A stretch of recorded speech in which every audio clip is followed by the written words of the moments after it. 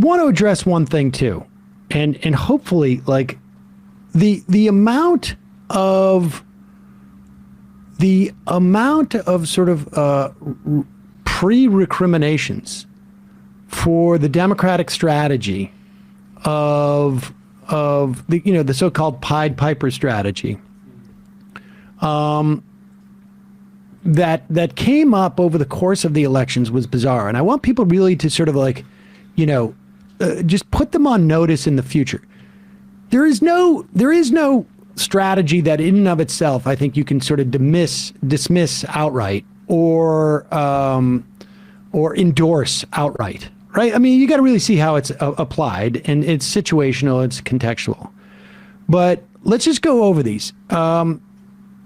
Pritzker helped sort of, I guess, like choose his opponent in the general election. Yeah, so he donated to the Democratic Governors Association. They ran ads supporting Darren Bailey, who became his opponent. And to be clear, when we say supporting, these are ads that could run in the general election against the Republican. Right, like Darren Bailey is dangerous for democracy. Right. It's not like, vote for Darren Bailey. Right. I mean, people should understand this, because I wonder if that got lost sometimes. Like, people are like, I can't believe they're spending money promoting. Well, right. They're not really promoting. What they're doing is they're putting bait out there. They're sort of like spraying. They're using almost the exact same ads they'll use in the general, but they're deploying them in the primary because they know it attracts the most marginal of Republican voters.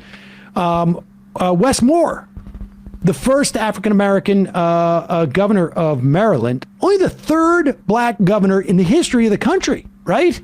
One in Maryland, and they elevated Dan Cox in the same manner. Mm-hmm. Dan Cox is too extreme for Maryland, and then the Republican voters are like, that's my guy. Joe Gibbs in Michigan, same deal. And this is one that garnered the most attention. Democrats, Joe Gibbs, too extreme for Michigan. And here's the thing about that. And they did the same thing with Bolduc in the Senate race up in New Hampshire. And Shapiro did the same thing with Mastriano. Now think about this. You got Mastriano, you got Bolduc, you got Gibbs. This is helping not just within those races, but globally. Michigan went all Democratic on the abortion ban, ensconcing abortion as a right, in flipping the Michigan state legislature. It's all Democratic control now. In New Hampshire, in Pennsylvania, you see it as well. When the top of the ticket, or when there's a prominent member on the ticket who is a lunatic, and the rest of the Republican Party has to support them, that pays dividends beyond even that race that you're running. Does that strategy always work? No. But I still contend that, as a bet goes, you're playing the odds in this situation. You're deploying money, and you're already defining this person, so you're not it's not like it's cutting against you in the general election. It's just that you're making a calculation that this person is too extreme for this state.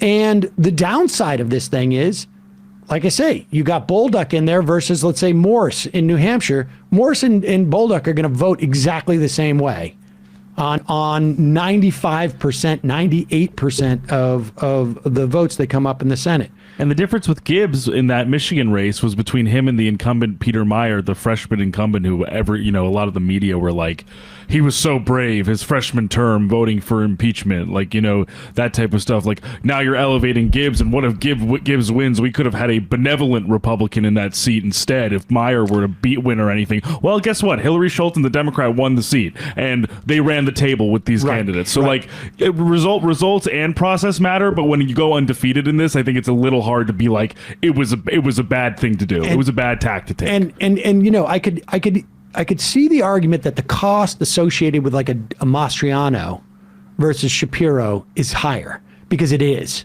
right? I mean, because he's going to be an executive. No, Mastriano versus not versus Shapiro, but versus Bolduc. Well, no, but I'm saying, right. But I'm Gibbs saying in the House. I'm saying, Yes. yes. Yes. Okay. I'm saying as a candidate, when you're talking about a governorship as opposed to a senator or a House member, that it's riskier, because if they do get in, that's a much bigger difference than, let's say, Bolduc versus in Morse. The difference between a Mastriano and I'm not sure who else he was running, I can't remember now, in that Republican primary, pretty dramatic, because Mastriano is a right-wing theocrat. But you look at the numbers, and the guy lost by 15 points, and you can be sure that helped Fetterman. Because if you look at the exit polling on Dr. Oz, he was considered extreme by 52%, I think it was, of Pennsylvania voters.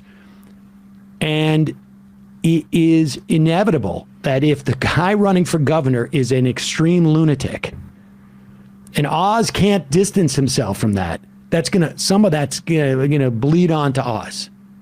That's, we're talking about defining the Republican Party, and really, in many respects, also just sort of making it clear who they are. Yeah. And so, the people who jumped on this bandwagon, I just think they A, you got to question their analysis of these things, and B, their motivation. Because, I mean, the argument was just sort of like this blanket, like, how could they not deploy these resources there and whatnot? And there was no sort of real genuine assessment of, like, we want a Democratic Party that is going to do whatever it takes to win. Particularly when we're talking about, like, sort of like Up and down votes absolute where it political stuff. I mean, never Yeah. mind like sort of like taking positions, but just, sheer political machinations. And that was smart politics. I agree. And I think that the reason that maybe kind of big picture national political analysts might have found the idea distasteful is because they associate it with the Hillary Clinton Pied Piper strategy when it was related to Donald Trump.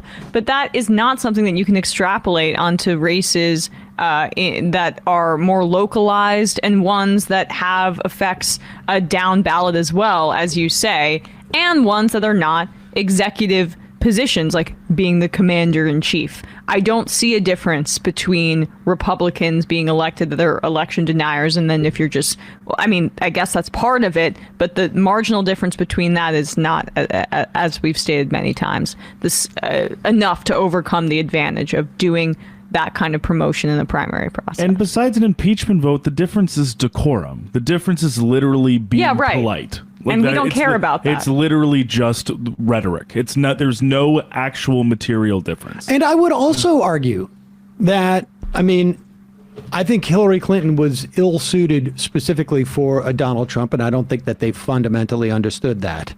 I think she would have done much better against Marco Rubio or Jeb Bush or something like that. But, who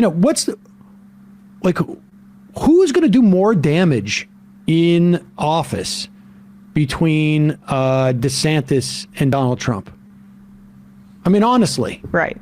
Like, I could make DeSantis. an argument. I could make an argument either way. Like, I'm not sure that there's a significant amount of difference.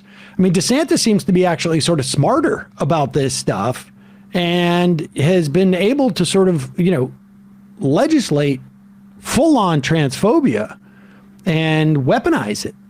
And I don't know that Donald Trump has the sort of the savvy or the self-control to get that much done relative to DeSantis. I mean, I'm not saying that one or the other, but in terms of like the cost associated with that type of strategy, it could work on a presidential level. Maybe the risk is a little bit is certainly greater than it would be on like in terms of a Senate race. But whatever reason,